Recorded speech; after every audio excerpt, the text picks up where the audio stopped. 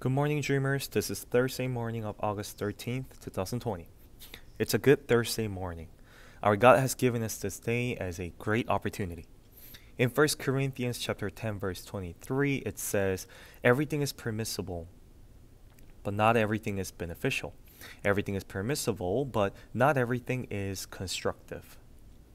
We can do anything, but just because we can do them, that does not necessarily mean that they are all good or meaningful. Anything is good, but it says in Corinthians chapter 10 verse 31, "So whether you eat or drink or whatever you do it all for the glory of God." While we can do anything, it would be the best if we live for the glory of our God. Whatever you do it all for the glory of God. Now is the time, and it is your turn to do it. Everything is going well in God. We believe it will get even better in God. Hallelujah. Amen. Today's passage is Isaiah chapter 25, verse 1 to 12.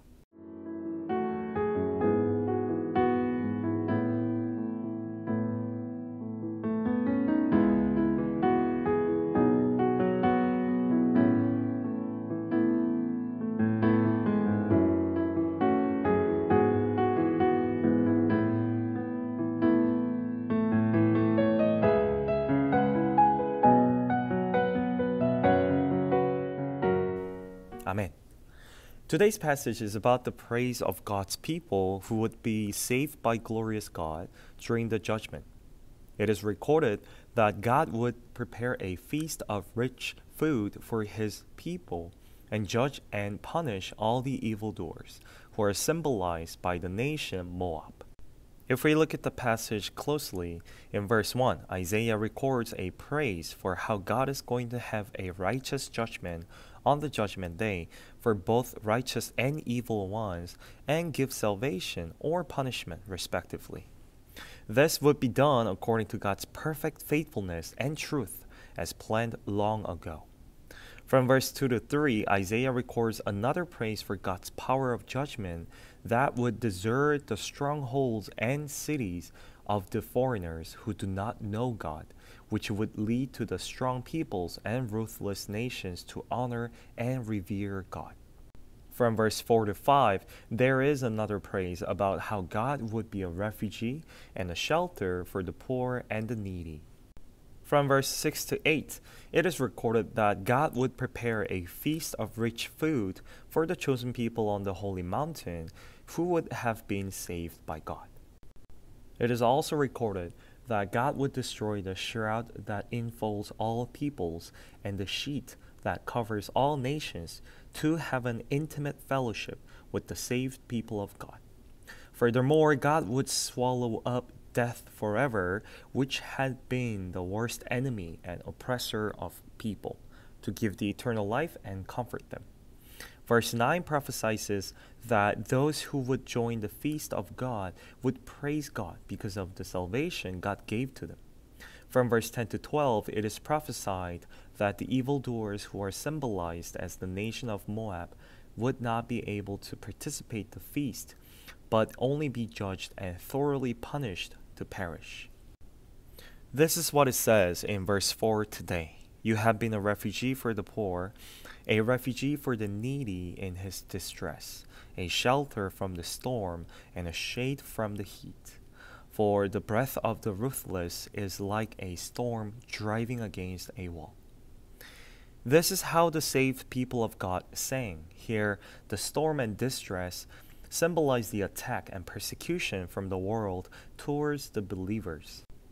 As you're all aware, currently, East Asia is suffering from heavy rainfall, Countries like Taiwan, Korea, China, and Japan are witnessing many people losing their lives and leaving their homes to take shelter from the flooding, and they are all suffering economically.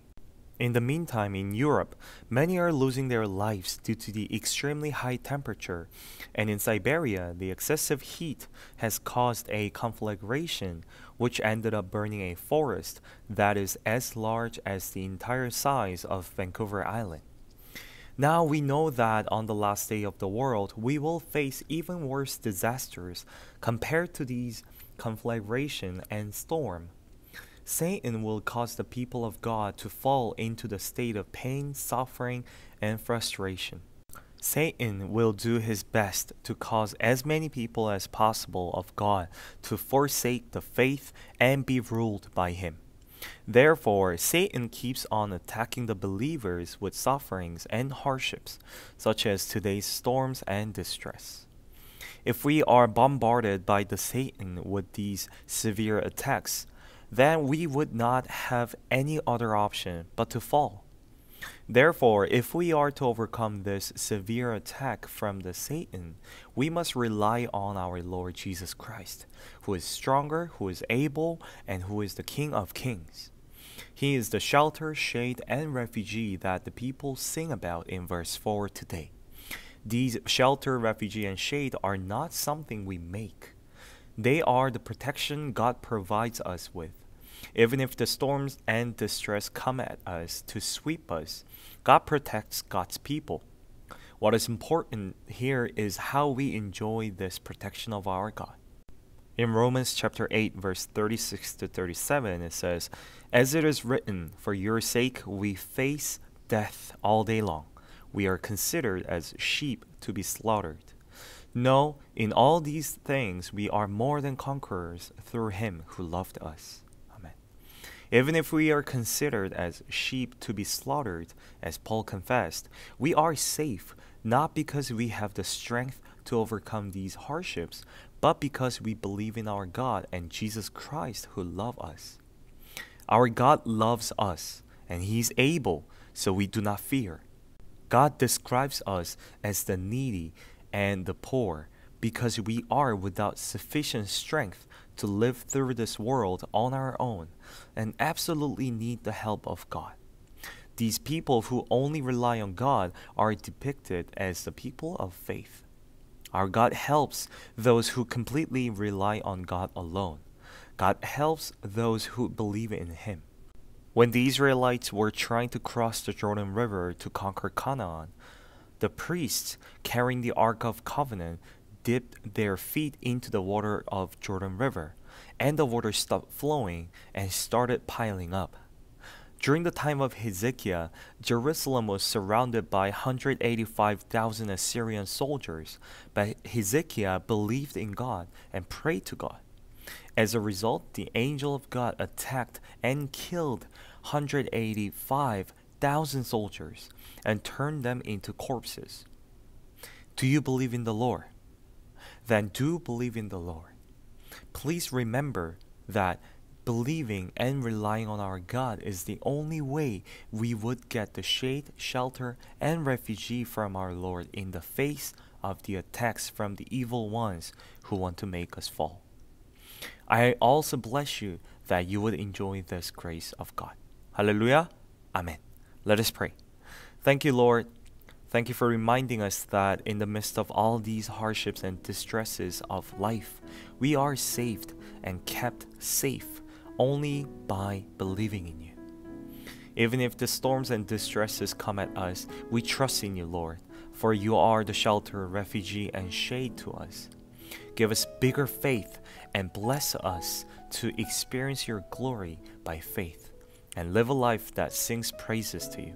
In Jesus' name we prayed. Amen. May the grace of our Lord Jesus Christ, love of our God, and the fellowship of the Holy Spirit be with us on every dreamer's head, Vancouver Dream Church that is the body of Christ, and every mission field, as we only believe in you and rely on you and obey your words, forever and ever. Amen.